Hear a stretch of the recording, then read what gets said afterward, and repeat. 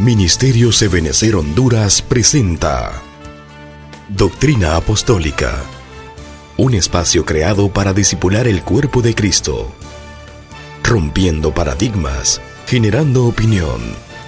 Con ustedes, el apóstol Dr. Germán Ponce.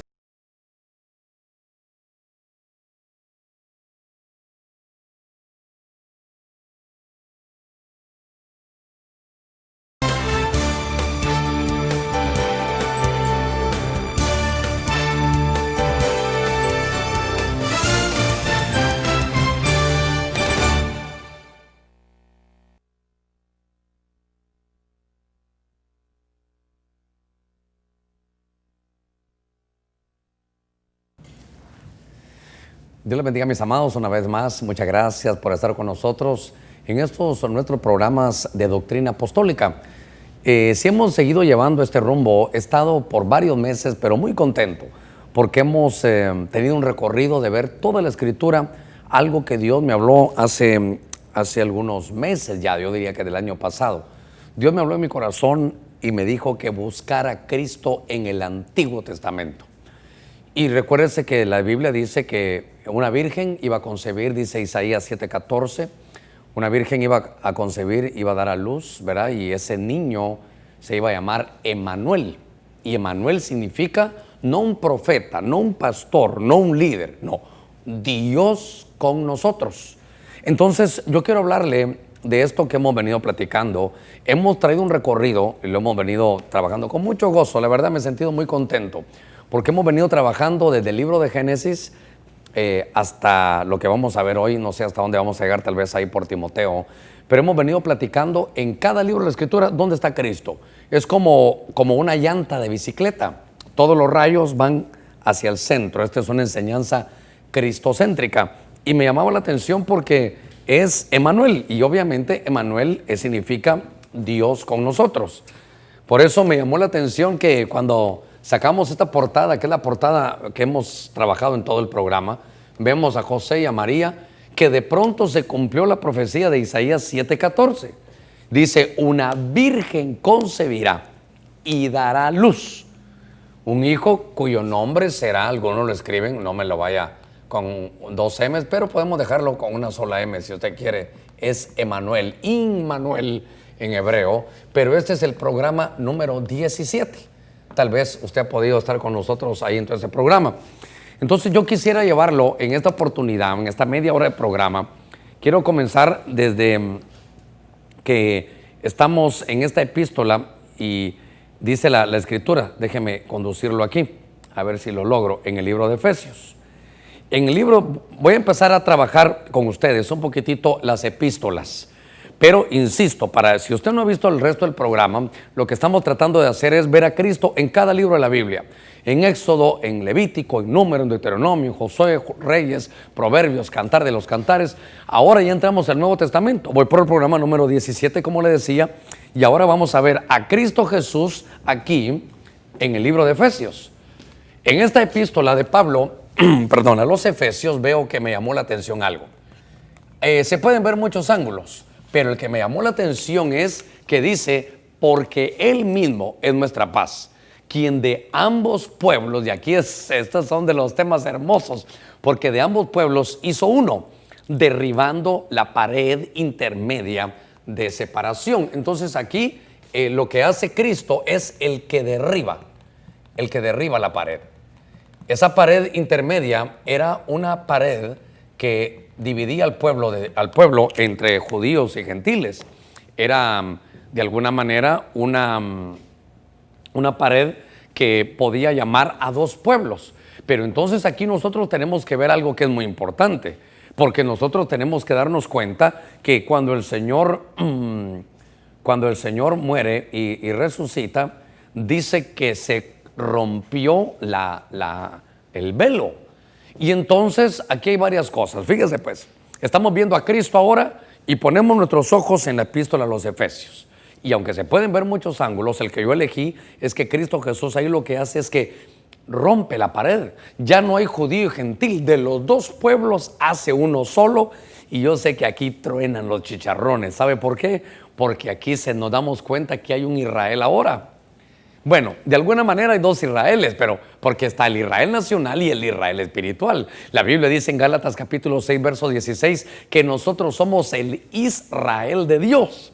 Y yo sé que esto puede molestar a algunos, pero a nosotros nos da mucho gozo, porque lo que nosotros no teníamos, digamos, un acceso directo, la Biblia me enseña que cuando el Señor muere dice que el velo del templo se rasgó.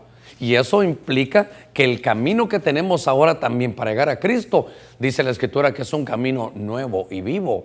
La sangre de Cristo está fresca.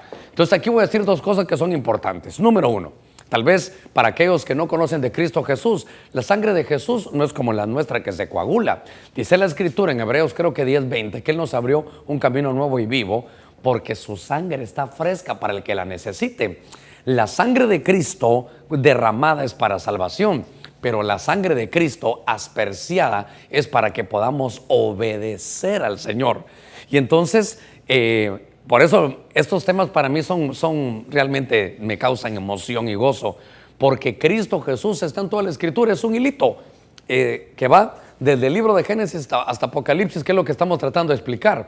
Pero en esta epístola, usted puede ver ahí en su pantalla cómo los sacerdotes miren que se rompe la pared intermedia.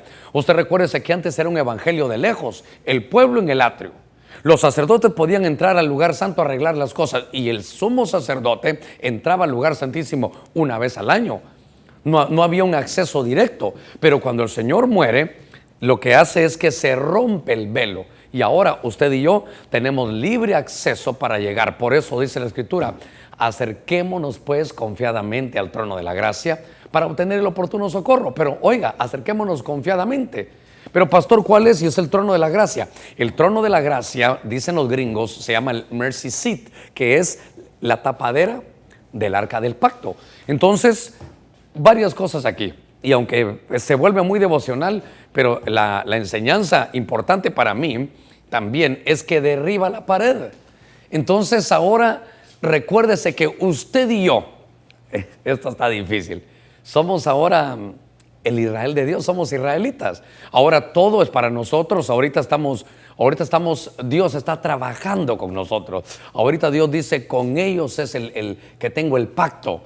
Porque ellos, ahora Romanos 11:25 dice que cuando Dios termine su trabajo con los gentiles, entonces Dios va a empezar a trabajar ya otra vez con el Israel natural. Pero note, y esto tal vez lo digo yo muy rápido, pero es importante verlo. De los dos pueblos, ahora ya no hay dos pueblos, uno solo. La iglesia comenzó solo judía, pero se abrieron las puertas con Pedro, con las llaves que tenía Pedro, y entonces de los dos pueblos hizo uno solo. Bueno, déjeme avanzar un poquitito más. Entonces, ahora me voy a ir a los filipenses.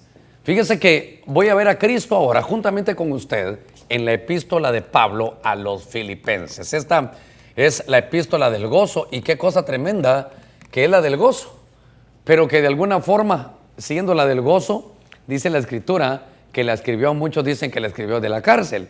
Y entonces, fíjese que sí hay algo. Aquí derriba la pared, aquí se despoja. Pero no, oiga esto, no lo despojan, Él se despoja a sí mismo. Él se despoja a sí mismo. Y la Biblia dice que Él se despojó a sí mismo, tomando forma de siervo, haciéndose semejante a los hombres. Y en esa forma de hombre dice que fue obediente hasta la muerte y tuvo muerte de cruz. Por lo cual la Escritura, si usted está leyendo en su casa con su tacita de café tranquilo, dice, por lo cual Dios lo exaltó hasta lo sumo y le dio un nombre que es sobre todo nombre, para que en el nombre de Jesús se doble toda rodilla de los que están en los cielos, en la tierra y debajo de la tierra, y toda lengua confiese que Jesucristo es el Señor, para gloria de Dios Padre. Entonces, ahora, cuando yo veo trabajar esta parte del Señor, esto hay que entenderlo también, que cuando estamos viendo a Emmanuel, a Dios con nosotros, vemos que en Filipenses Él es el que se despoja de sus atributos divinos. Entonces, ¿Cristo quién es aquí? Cristo es el que se despoja de sus atributos divinos. Por eso hasta hay un himno que dice que dejaste el trono. Y me gustó cómo cuando sale del trono se despoja de sus atributos divinos, y me recuerda aquella parábola cuando un hombre sale de Jerusalén, Jerusalén celestial, a Jericó, que es la tierra. Es un traslado. Esto realmente, lo que aparece en la Escritura, esto se llama la kenosis de Cristo, el despojamiento. Siendo Dios, para salvarlo a usted, para salvarme a mí, se despojó de sus atributos divinos, de su divinidad, y se vino, no quisiera decir a disfrazar, aunque de alguna manera, a meterse a un cuerpo humano. Fíjese qué cosa es. Esto me parece a aquella anécdota que cuentan del rey, no sé si ustedes la habrán oído. Aquella anécdota que el rey quería saber cómo era su gente, y entonces dice que el rey se disfrazó de siervo, de alguien común y corriente. Y entonces llegó y le dijo, mira, ¿puedo hablar con el rey? El rey no habla con gente cualquiera, el rey no se mete con ustedes, el rey sí tiene cosas más importantes que hacer. Y entonces dice que ese rey que estaba disfrazado le dijo, ¿sabes qué? Por eso es que tu trabajo es este, por eso es que aquí este es tu puesto. Y así fue con cada uno. Y cuando llegó con el que era su mano derecha, le dijo, mira, ¿puedo ver al rey? El rey te puede atender, el rey siempre está para cualquiera que lo necesita. Y entonces le dijo, ¿sabes qué? Por eso es que tienes lo que tienes. Yo creo que el Señor vino y se despojó a sí mismo para enseñarnos el carácter del Padre. Pero insisto, note cómo vamos en este estudio. En Efesios, Él es el que derriba la pared. En Filipenses, Él es el que se despoja a sí mismo.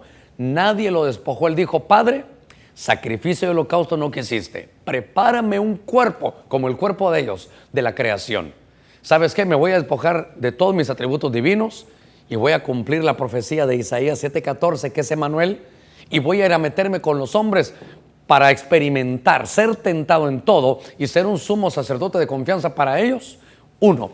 Y 2, también lo voy a hacer para dar mi vida por ellos y que tengan libre acceso. Entonces, fíjese qué cosa esta. Porque entonces Cristo aparece en todos los libros ahí de la Escritura. Y yo tal vez voy a tomar unos cuantos nada más, pero este es muy importante. Porque después de Filipenses, creo que, déjeme voy a venir aquí porque creo que tengo que hacerlo más despacito aquí. Ahora viene Colosenses. A ver, si usted me acompaña ahí a su pantalla, usted está viendo cómo terminamos ya en la segunda faceta. Vimos Filipenses, ahora nos toca ver el libro de Colosenses. Y fíjese qué cosa esta, porque en Colosenses, esto también es hermoso. Déjeme llevarlo a esto. Cristo Jesús está en toda la Escritura. Por eso la Biblia para mí recupera, no es que lo tenga, yo soy el que recupero mi deseo, mi gana de leerlo cuando veo que es un libro realmente como encriptado, que uno necesita que Dios le muestre algo que para muchos está escondido. Ahora, en el libro de Colosenses, fíjese esto. En el libro de Colosenses dice aquí la Escritura que Él también, hablando de Cristo, es la cabeza del cuerpo, que es la iglesia, y Él es el principio, el primogénito de entre los muertos, a fin de que tenga en todo la primacía. Entonces aquí dice que Él es la cabeza. Entonces aquí Cristo Jesús en la epístola a los Filipenses aparece como que Él es la cabeza del cuerpo, y el cuerpo es la iglesia. Entonces notemos algunas cosas que son bien importantes. Porque todo lo que estoy tratando de decirles en todos estos 17 programas que ya llevamos es que Cristo Jesús está en todos los libros. Ahora, para poder entender un poquitito esto, debemos nosotros de pensar cómo funciona el cuerpo humano, cómo se mueven las manos, cómo se mueven los pies, cómo tenemos vida y tenemos movimiento. Y usted se cuenta de algo que es, para mí, de mucho gozo, y tal vez lo voy a tener que desarrollar en un culto para hablar por esto, tal vez unos 45 minutos. Pero todo el cuerpo depende de la cabeza. Todo el cuerpo depende de la cabeza. Todo para que el cuerpo pueda desarrollar, dice que así como piensa el hombre, así es el tal. El cuerpo se va a desarrollar, pero todo depende de la cabeza. Entonces, note aquí que también es algo importante. Nosotros somos la iglesia de Cristo Jesús. Usted que me está viendo en su casa con su cafecito tranquilo, usted es el cuerpo de Cristo, es parte de la iglesia. Pero la cabeza de donde vienen todas las órdenes, ese es Cristo. Entonces notemos que el cuerpo va a desarrollarse, el cuerpo va a trasladarse, el cuerpo va a hacer muchas cosas dependiendo de las órdenes de la cabeza. En Colosenses, usted lo puede ver en su pantalla, Cristo es la cabeza de la iglesia. Y entonces aquí también tengo que tomar unos minutitos, sé que voy un poquito rápido, pero porque me emociona realmente este tema. Fíjese esto. Entonces, aquí ahora notemos algo. Notemos que la iglesia, que es su cuerpo, está en la tierra. Pero notemos también que Cristo, la cabeza, está en el cielo. Entonces, cuando se habla de cabeza, y voy a hablar un poquitito aquí, note que tenemos aquí está la iglesia y la cabeza está en el cielo. Y esto me habla a mí de situaciones que se dan dentro del mundo espiritual. Perdone que le dé la espalda por unos segunditos, pero ahora usted y yo vamos a entender muchas cosas también del lado negativo. Fíjese, la cabeza está en el cielo y la iglesia aquí. Ahora usted va a entender lo que exactamente quisieron hacer con la torre de Babel. Si dice, vamos a hacer una torre cuya cúspide, dice en el hebreo, cuyo rosh, cuya cabeza está en el cielo. Si realmente hubieran querido hacer una torre que sea tan alta, no la hubieran hecho en el Valle del Sinar, lo hubieran tenido que hacer en un monte, en el más alto que tuvieran. Y eso me habla a mí de que del lado de las tinieblas también, esto es terrible, porque del lado de las tinieblas también hay un cuerpo, pero que no es el cuerpo de la iglesia, porque la cabeza de ese anticuerpo está en los cielos.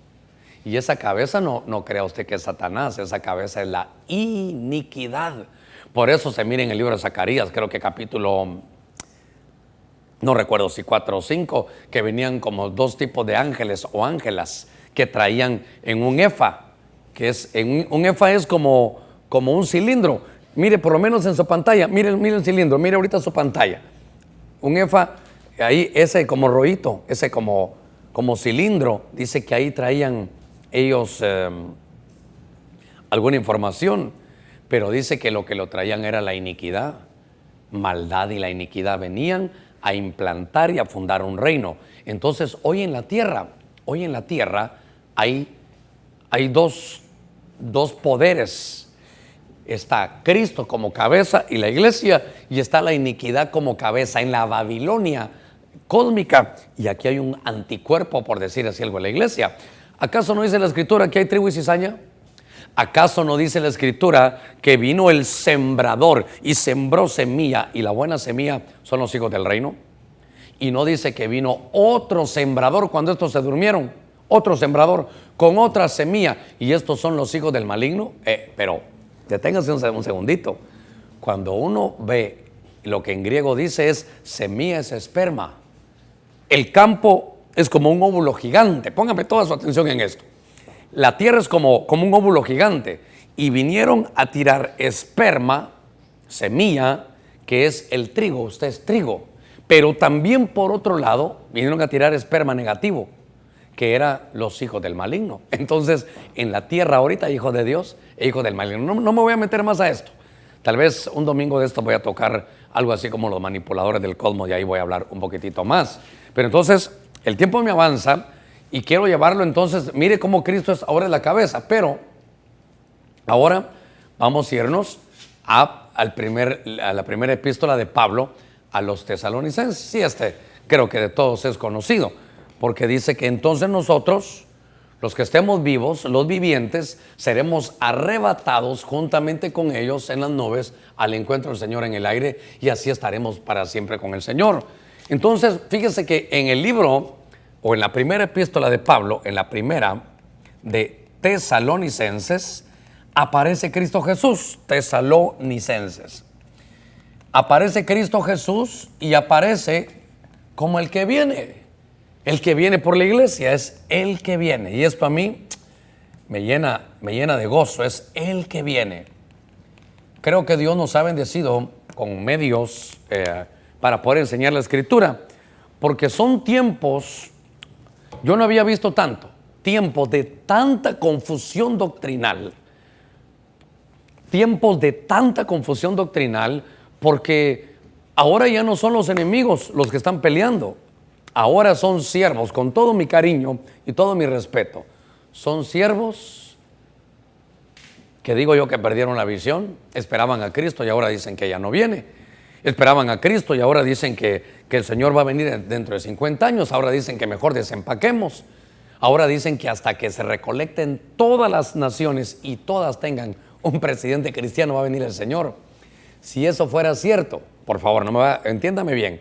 Si eso fuera cierto, yo diría también, entonces el Señor ya no viene, ya no va a venir. ¿A qué hora los países, por ejemplo, musulmanos van a ser gobernados por cristianos? En cambio, mi Biblia dice, hallará fe cuando Él venga de nuevo. ¿Hallará fe Jesús en la tierra? Yo creo que va a haber una apostasía bien marcada. Pero Cristo Jesús, Emmanuel, Dios con nosotros, en Tesalonicenses, es el que viene por la iglesia.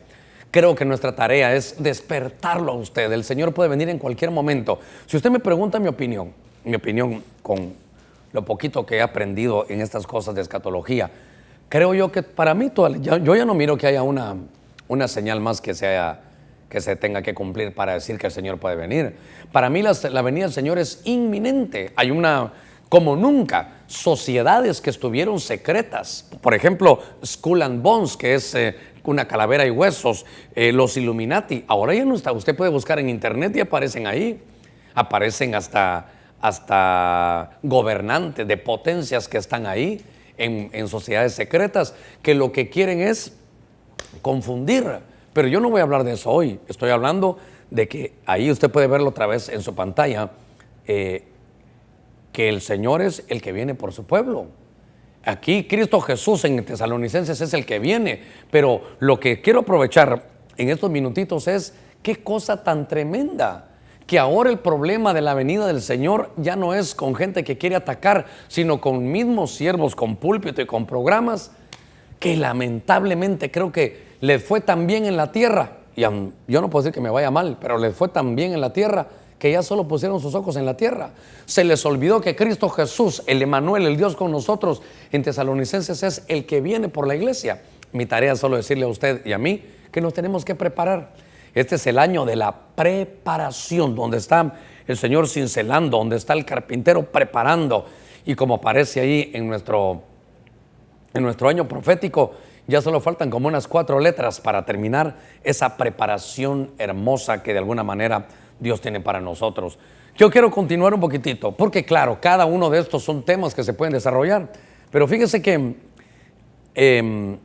si usted ve ahí en su pantalla, ahora en 2 Tesalonicenses, aquí cómo Pablo escribe, y entonces vemos que ahora en la segunda epístola de Pablo otra vez a los tesalonicenses, es una epístola que ya no habla de la venida del Señor como la primera. La primera epístola nos habla a nosotros del inicio.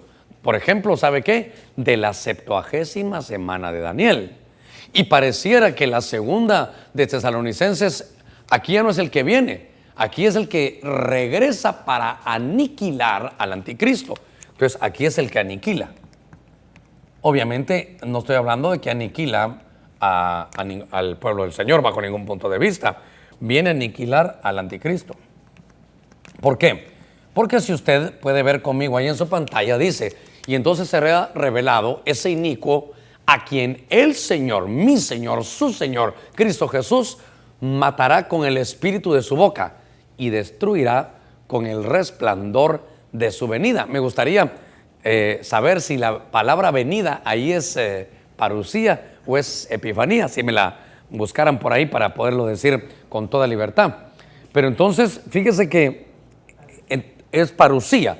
Entonces, note que cuando el Señor viene aquí, es muy importante para los que están aprendiendo conmigo un poquitito de escritura. Voy a la carga de hacer un resumen rápido. En Emmanuel, en este programa, estamos viendo cómo Cristo aparece en Efesios, el que derriba la pared; en Filipenses, el que se despoja a sí mismo; en Colosenses, la cabeza. Pero en estas de Tesalonicenses es el que llega y el que aniquila. El que viene, y es la palabra, en la primera es arpazo, se lleva a su pueblo. Y en la segunda es el que aniquila al anticristo. Entonces yo creo que esto nos va a servir a nosotros para poder desarrollar cosas hermosas en cuanto a escatología se refiere. Porque cuando hablamos de escatología, y mire que todavía me hacía falta algunas cosas más, pero no voy a correr. quiero aprovechar estos 5 minutos que me quedan porque, bueno, tal vez ya no lo voy a poder ver ahí, pero sí se lo quiero enseñar. Si usted está en la intimidad de su hogar, en 1 Tesalonicenses, el Señor es el que viene por su iglesia. Le ruego que me ponga atención en esto. Cuando el Señor venga por la iglesia y es arrebatada, arpazo, es en la que teníamos antes, ahí donde lo que usted mira en su pantalla, entonces eso da inicio a la 70ª semana de Daniel, que son una semana de 7 años. Es la semana que resta la profecía de Daniel, donde 3 años y medio son de falsa paz y 3 años y medio son que se desencadena la gran tribulación. En ese ínterin de 7 años, a la mitad, el anticristo se quita su careta y él va a decir: sí, yo soy Dios, adórenme. Entonces, cuando él se crea Dios, todo el pueblo de Israel va a salir corriendo porque se van a dar cuenta que se equivocaron. Se van a dar cuenta que hicieron un pacto con la muerte. Y esos 3 años y medio se llama gran tribulación. Esos 3 años y medio que son tiempos y la mitad de un tiempo, que son 42 meses. Usted lo puede ver en la escritura. Tiempos y la mitad de un tiempo lo hablaba Daniel. 42 meses se refiere a los 42 jóvenes que cuando Elías se va, hermano, son asesinados por las 2 osas que son el anticristo y el falso profeta. Ojalá que esté conmigo porque le estoy contando en estos minutitos acerca de la escatología. Pero entonces en esos últimos 3 años y medio, por eso estoy hablando ahora, corro rápidamente y me vengo a 2 de Tesalonicenses. Porque entonces el Señor, Él es el que va a quitar ese inicuo al hijo de la iniquidad con el resplandor de su venida. Porque cuando Él se quite la careta y empiece la persecución, serán 3 años y medio. Dice la Escritura, de tribulación como nunca ha habido y no va a haber. Nunca ha habido ese tipo. Es más, el holocausto judío que ya sucedió en los años, qué sé yo, en los años 40. Aquí tengo un libro sobre la crónica gráfica de un campo de concentración de Mauthausen, así se llamaba el campo de concentración. Aquí hay muchas fotos de todo lo que ellos pasaron, pero todo lo que ellos vivieron en ese tiempo ni siquiera se va a asemejar a la situación tan grosera, tan grotesca que todos ellos van a vivir. Bueno, déjeme terminar. Entonces, en 2 Tesalonicenses dice que cuando Él vaya y ya todos los ejércitos rodeen a Israel según Zacarías, entonces el Señor va a destruirlo. Pero más que destruirlo, lo va a agarrar. Dice que Satanás va a ser lanzado allá al abismo por 1000 años. Comenzará el milenio. El Señor va a gobernar, va a implantar su reino con vara de hierro. Y entonces cuando lo implante con vara de hierro, será el tiempo de lo que nosotros conocemos como el milenio. Mire el que le estoy dando ya al final todo esto. Al final del milenio, cielos nuevos y tierra nueva, se acaban los malos, la última guerra entre las tinieblas y la luz, y comenzamos con una eternidad, ya con una asepsia divina, ya no hay mal, y nunca más va a haber, porque el nuevo mundo, la nueva creación, ni se la sujetaron a los hombres, ni se la sujetaron a los ángeles, ni se la sujetaron a ninguna creación, sino el mismo verbo, Emmanuel, que es Dios con nosotros, va a estar gobernando eternamente. Por hoy, le agradezco mucho por haber estado con nosotros. Le ruego que venga conmigo en estos 30 segundos que nos quedan. Hoy hemos estudiado a Emmanuel en nuestro programa número 17. Vimos 5 epístolas. En los Efesios, Él es el que derriba la pared y de los 2 pueblos hizo uno solo. En Filipenses, Él es el que se despoja a sí mismo. En Colosenses, Él es la cabeza y la iglesia es el cuerpo. En Tesalonicenses es el que viene.